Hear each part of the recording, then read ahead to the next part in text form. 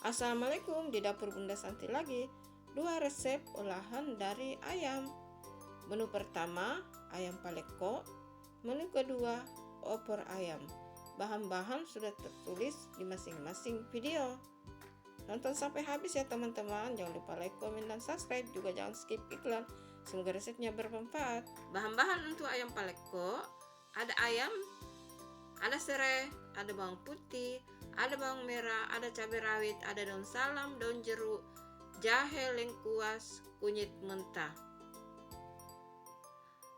Ada ketumbar, ada merica bubuk.